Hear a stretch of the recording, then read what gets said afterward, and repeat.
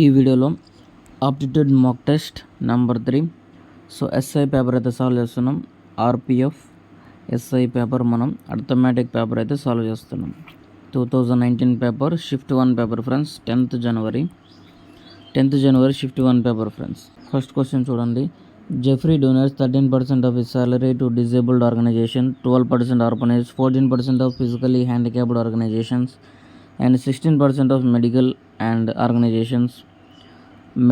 aid organizations. The remaining amount deposited the amount of 23,445 rupees for the monthly expenditure in the bank. Tell the amount donated in the orphanage. So ఆర్ఫనైజ్లో ఎంత amount donate అయిందని అడుగుతున్నాడు friends. Okay, ఆర్ఫనైజ్లో ఎంత amount donate అయిందని అడుగుతున్నాడు friends. First question ఏంటంటే, Jeffrey అనే అతను ఉన్నాడు. అతను ఏం చేశాడంటే 13% శాలరీని డిజేబుల్డ్ ఆర్గనైజేషన్ డొనేట్ చేశాడు. 12%ని ఆర్ఫనైజే చేశాడు. 14% ఏం చేశాడంటే హ్యాండిక్యాప్డ్కి, 16% మెడికల్కి. ఇలా డొనేట్ చేసుకుంటూ వెళ్తే రెస్ట్ ఆఫ్ ఏదైతే పర్సంటేజ్ ఉందో ఆ రెస్ట్ ఆఫ్ పర్సంటేజ్ అమౌంట్ ఎంత ఇచ్చాడంటే 23,445 రూపీస్ ఇచ్చాడు. ఓకేనా. సో ఇక్కడ ఆల్రెడీ సగం పర్సంటేజెస్లో చూస్తే మనకి 13 + 12 25 వచ్చింది. 14 + 6 అంటే 55. సో మనం యూజ్ చేసింది లేదా డొనేట్ చేసుకుంటూ వెళ్ళిన పర్సంటేజ్ ఎంత అంటే 55% మనం యూజ్ చేసింది. ఇక రిమైనింగ్ ఎంత ఉందంటే మన దగ్గర 45% ఉంది. రిమైనింగ్ 45% ఉంది. ఆ రెస్ట్ వాల్యూ ఎంత ఇచ్చాడంటే చూడండి, ద రిమైనింగ్ వాల్యూ ఎంత అంటే 23,445. సో 23,445 వాల్యూ ఎంత అంటే మనకి 445% ఎంత అంటే 45%కి సమానం. ఇంటూ మనం కనుక్కోవాల్సిన వాల్యూ దేని కనుక్కోవాలి? Tell the amount of donated in the orphanage. So ఆర్ఫనైజెస్లో డొనేట్ ఎంత చేశాడు? 12%. కాబట్టి ఇంటూ 12 చేయండి సరిపోతుంది. ఇప్పుడు క్యాన్సిల్ చేస్తే చూడండి ఫ్రెండ్స్, క్యాన్సిల్ చేద్దాం. సో 9 5 టైమ్స్ క్యాన్సిల్ అవుతుంది. 9 2 18 అంటే ఇక్కడ 5 ఉంటుంది. సో 9 6 54 అవుతుంది. ఓకే, అగైన్ 9 0 0, 9 5 45,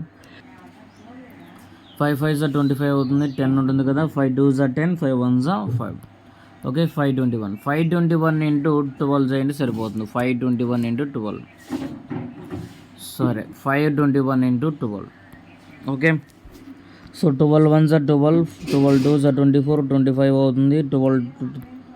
12 5 60, 62 అవుతుంది. 6252 అనేది కరెక్ట్ ఆన్సర్ అవుతుంది. 6252. ఓకే, 6252 అనేది so the amount donated orphanage. So 6,252 rupees అనేది ఆర్ఫనైజెస్కి అయితే జెఫ్రీ అనే అతను డొనేట్ చేశాడు. ఓకేనా. If the radius of the circle become 10 times, how much of its periphery will be its circumference అన్నాడు. Okay, circumference. సో సర్కిల్ యొక్క circumference అంటాం కదా, పెరిమీటర్ ఆఫ్ ది సర్కిల్ని మనం సర్కంఫరెన్స్ అంటాం ఇక్కడ. ఎనివే ఇక్కడ చూడండి, రేడియస్ ఆఫ్ ది సర్కిల్ ఏమైందంటే 10 times అండి. So radius of the circle r అనుకుంటే దాని పెరిమీటర్ ఫార్ములా ఏంటి?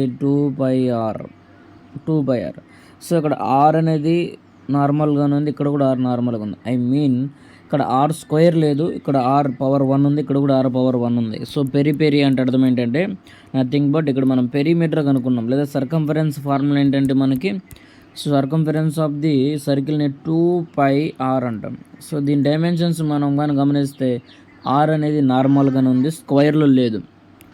అంటే r ఎంత ఇంక్రీజ్ అవుతుందో పెరి కూడా అంత ఇంక్రీజ్ అవుతుంది. సో r ఎంత ఇంక్రీజ్ అయింది ఇక్కడ అంటే 10 times అయింది. అంటే పెరి కూడా ఏమైందంటే 10 times అవుద్ది అనమాట. సో ఆల్రెడీ ఈ ప్రాబ్లం మనం army previous year paper solve చేసేటప్పుడు సాల్వ్ చేసాం. ఆర్మీ పేపర్లో కూడా మనకి క్వశ్చన్ రిపీట్ అయింది, ఆల్రెడీ ప్రీవియస్గా సాల్వ్ చేసాం. ఎస్ఎస్సి జీడీ పేపర్స్లో కూడా మనం సాల్వ్ చేసాం. కాబట్టి మీరు ఎవరైతే మన ఛానల్ ఫాలో అవుతారో సో మాక్ టెస్ట్ ఒకసారి చూడండి friends. All level mock test ఒకసారి మనం చూడాలి. ఏ ఎగ్జామ్ అయితే ఆ ఎగ్జామ్ మాత్రమే కాదు, మిగతా ఎగ్జామ్ మాక్ టెస్ట్ కూడా చూడండి. ఆ ఎగ్జామ్ లెవెల్ క్వశ్చన్స్ని అబ్జర్వ్ చేయండి. ఓకేనా. నెక్స్ట్ ప్రాబ్లం సాల్వ్ చేద్దాం. చూడండి. The train moves at a speed of normal speed 10/11 and takes 13 minutes more than normal time. Find the usual time taken. Okay, very easy problem ఇక్కడ మనకి ఇచ్చాడు అనమాట. So the టెలిన్ అన్నాడు. సో టెలైన్ moves at a speed. So moves at a speed of normal speed ఇచ్చాడు. Normal speed అంటే 10. So normal speed అంటే 10. సో నార్మల్ స్పీడ్లో మనకి 10/11 అయితే అప్పుడు 30 minutes ఎక్స్ట్రా పడింది. చూద్దాం, చూడండి. So present time taken, so present ఎంత టైం నడుస్తున్నాడు is to usual time. Usual time అంటే మీనింగ్ ఏంటి? సో యూజువల్ అంటే రెగ్యులర్గా ఎంత టైం ఉంది. సో రెగ్యులర్గా చూస్తే 10/11 అన్నాడు, రెగ్యులర్గా ఆ 11 అనేది యూజువల్ టైం అవుతుంది. ఈ 10 ఏదైతే ఉందో అది నార్మల్ టైం, ప్రెజెంట్ యూజ్ చేసే స్పీడ్ అనమాట. స్పీడ్ రేషియో ఇచ్చాడు 10/11, నథింగ్ బట్ 10:11 అని అర్థం. ఓకేనా? ఓకే, చూడాలి అగైన్ నీట్గా రాసుకుంటే ప్రెజెంట్ రేషియో యూజువల్ స్పీడ్. యూజువల్గా చూస్తే 11 parts ఉంది, 11 ఉంది కదా యూజువల్ స్పీడ్. 10 అనేది ప్రెజెంట్ యూజ్ చేసిన స్పీడ్. సో స్పీడ్ రేషియో ఇచ్చాడు. ఇక డిస్టెన్స్ కాన్స్టెంట్గా ఉన్నట్లు, డిస్టెన్స్ గురించి మనకి ఎటువంటి ఇన్ఫర్మేషన్ మెన్షన్ చేయనట్లయితే డిస్టెన్స్ అనేది కాన్స్టెంట్గా ఉన్నట్లు, ఎటువంటి చేంజ్ అనేది లేనట్లు. సో ఎటువంటి చేంజ్ లేనట్లు. కాబట్టి ఇక్కడ మనకు టైం రేషియో ఏమవుతుందంటే reverse of speed ratio. Reverse nothing but 11:10 అవుతుంది. ఇక్కడ మనకి 10:11 ఉంది కదా, ఇక్కడ 11:10 అవుతుంది. క్వశ్చన్లో మనల్ని ఏం అడిగాడు? Usual time taken. యూజువల్గా టైం ఎంత పడింది అంటే రెగ్యులర్గా టైం ఎంత పడుతుంది ఆ టెలైన్ మూవ్ అవ్వడానికి అని అన్నాడు. ఓకే, సో పాయింట్ ఇక్కడ గమనించండి. సో మనకిచ్చిన టైం చూస్తే 11:10 అవుతుంది. 11:10 అవుతుంది. అంటే యూజువల్ కన్నా ప్రెజెంట్ ఏమవుతుందంటే 1 part అనేది ఎక్స్ట్రా పడుతుంది. 1 part ఎక్స్ట్రా పడుతుంది. కానీ క్వశ్చన్లో ఏమన్నాడంటే ఎంత టైం పడింది అన్నాడు. 13 minutes more than normal time. చూడండి, 13 minutes more than normal time అంటున్నాడు. కానీ ఇక్కడ చూస్తే మనకి 10 నుంచి 11 parts అయిందంటే 1 part ఇంక్రీజ్ అయింది. ఈ 1 part వాల్యూ ఎంత అంటే 13. ఈ 1 part వాల్యూ ఎంత అంటే 13. ఓకేనా? ఈ 1 part వాల్యూ 13. సో మన క్వశ్చన్లో అడిగింది ఏంటంటే fine the usual speed, usual time. Fine the usual time. Usual you ఇక్కడ ఉంది చూడండి, ఇది స్పీడ్ రేషియో అవుతుంది, దాని డౌన్లో ఉన్నది టైం రేషియో అవుతుంది. అంటే టైం 10 అయింది. అంటే 10 × 13 చేయండి, మన ఆన్సర్ వచ్చేస్తుంది. 10 × 13 అంటే 130. సో 130 ఏంటివి మినిట్స్ అవుతుంది. 130 minutes అనేది మన కరెక్ట్ ఆన్సర్ అవుతుంది ఫ్రెండ్స్. ఓకేనా? మీకు డైరెక్ట్గా చెప్పేయచ్చు, కాకపోతే ఎక్స్ప్లెయిన్ చేసి క్లారిటీగా చెప్పడానికి టైం పడుతుంది. ఓకేనా? ప్రాబ్లం చూడండి. In a box there are 3 different types of old coins 6:7:8. The value of the old coin is 1 Rs అంటే 1 rupee, 5 rupee, 10 rupees respectively. The total value of the coin 843 rupees in the box. Then find the number of coins worth 10 rupees. అంటే 10 rupees గల coins ఎన్ని ఉన్నాయని అడుగుతున్నాడు. So anyway, so ఇలాంటి problems అనేవి very easy problems friends. ఎలా solve చేయాలో చూడండి.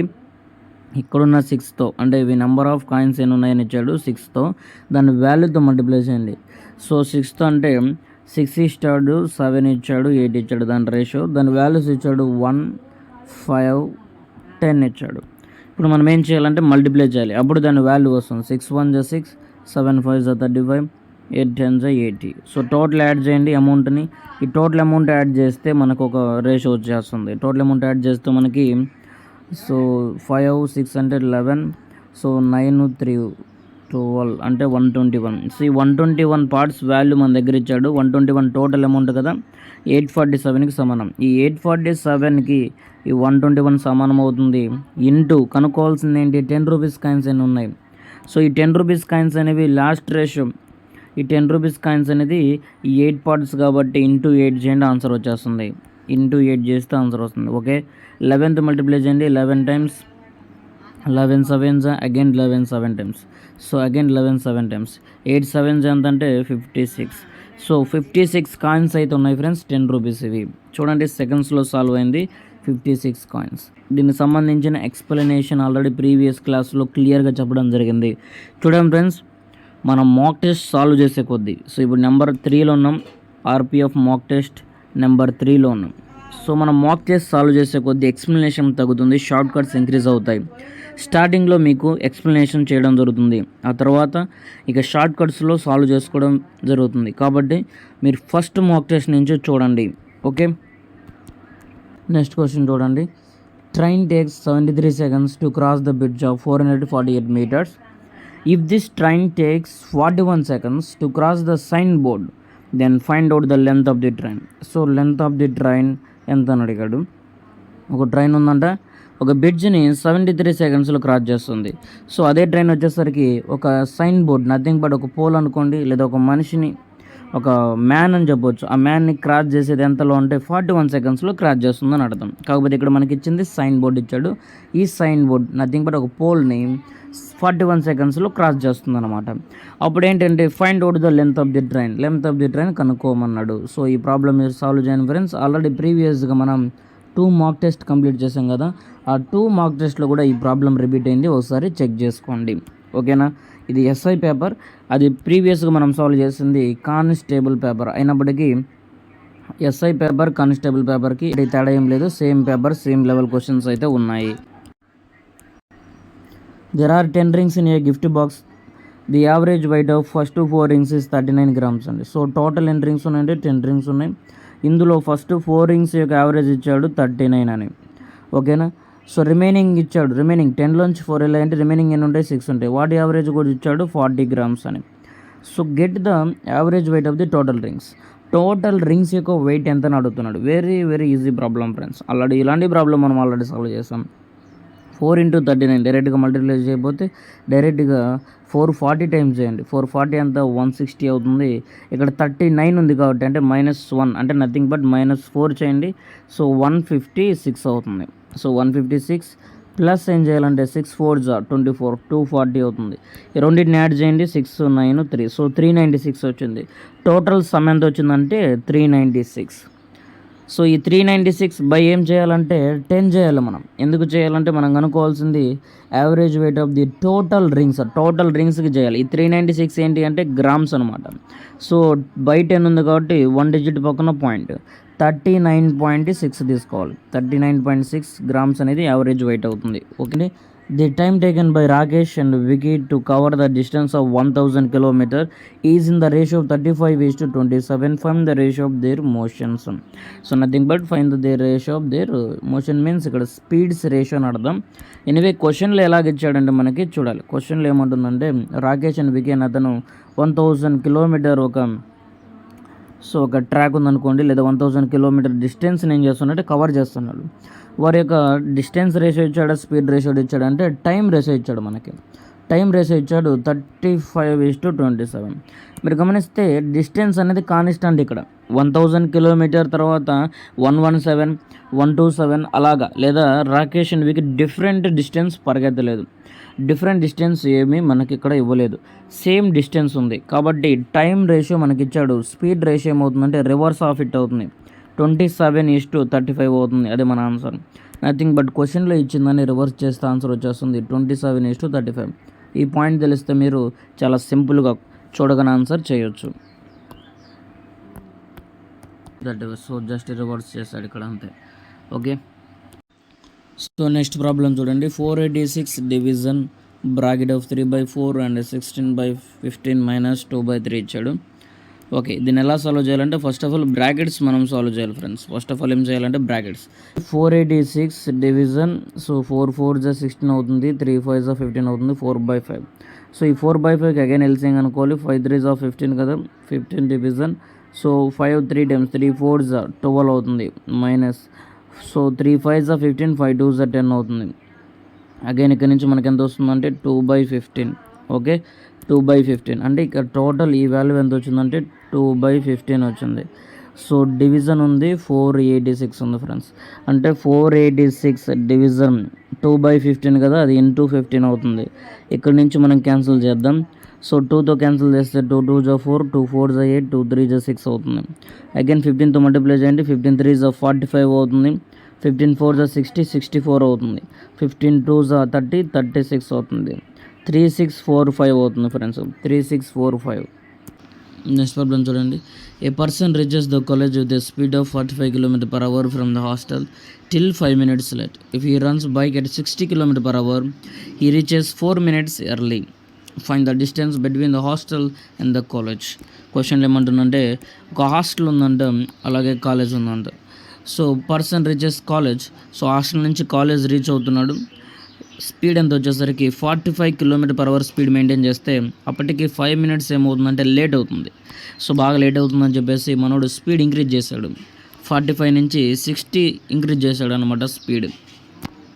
సో స్పీడ్ 60 ఇంక్రీజ్ చేసినప్పుడు 4 minutes ఎర్లీకి వెళ్ళిపోతున్నాడు. అంటే అతని రెగ్యులర్ టైం కన్నా 4 మినిట్స్ ముందే వెళ్ళిపోతున్నాడు అనమాట, ఎర్లీగా రీచ్ అవుతున్నాడు. అలాంటప్పుడు హాస్టల్కి కాలేజ్ మధ్యన డిస్టెన్స్ ఎంత ఉందని అడుగుతున్నాడు. ఓకే, డైరెక్ట్ ఫార్ములా ఇక్కడ product of speeds by difference of speed into time difference. Okay, ఇది వెరీ ఇంపార్టెంట్ ఫార్ములా. చూడండి, product of speed by speed into time difference అవుతుంది. సో ప్రొడక్ట్ ఆఫ్ స్పీడ్ అంటే 45 into 60 అవుతుంది, divided by difference of speed 60 minus 45 15 అవుతుంది, into time difference వచ్చేసరికి చూడాలి 5 minutes late అయింది, again 4 minutes ఎర్లీగా వెళ్తున్నాడు. 4 మినిట్స్ ఎర్లీగా వెళ్తున్నాడు కాబట్టి రెండింటిని యాడ్ చేయాలి. 5 + 4 ఏమవుతుందంటే 9 మినిట్స్ అవుతుంది. సో 9 మినిట్స్ అవుతుంది. మనం కనుక్కోవాల్సింది పర్ అవర్లో కాబట్టి బై 60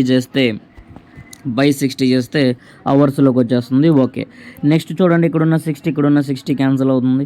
సో 5 టైమ్స్ క్యాన్సిల్ అవుతుంది, 3 3s అగైన్ 5 9 టైమ్స్ క్యాన్సిల్ అవుతుంది, 9 3s 27 కిలోమీటర్స్ అయితే బిట్వీన్ హాస్టల్ అండ్ కాలేజ్ మధ్యన అయితే డిస్టెన్స్ ఉంది, 27 kilometres. Okay, 27 kilometres. So option B correct answer అవుతుంది. Option B 27 kilometres. Next problem చూడండి, a shopkeeper sells a product at a price of 1368 rupees and hence profit 12.5% profit. What will be the amount equal to the of of the purchase price of the product. So purchase price means cost ప్రైస్లో so 100% కాకుండా 50% value of of the purchase price అని కనుక్కోమంటున్నాడు. Anyway మనకి ఇచ్చిన percentage చూడండి 12.5, దాన్ని డైరెక్ట్గా 1/8 రాసుకోవచ్చు. 12.5ని మీరు క్యాన్సిల్ చేస్తే 1/8 దాని వాల్యూ ఫ్రాక్షన్స్లో. సో 1/8 చూస్తే 1/8, ఈ 8 ఏమవుతుంది కాస్ట్ ప్రైస్ అవుతుంది, ఈ 1 ఏమవుతుంది ప్రాఫిట్ అండ్ కాబట్టి ప్రాఫిట్ అవుతుంది. సెల్లింగ్ ప్రైస్ ఏమవుతుంది cost price plus profit is equal to selling price అవుతుంది.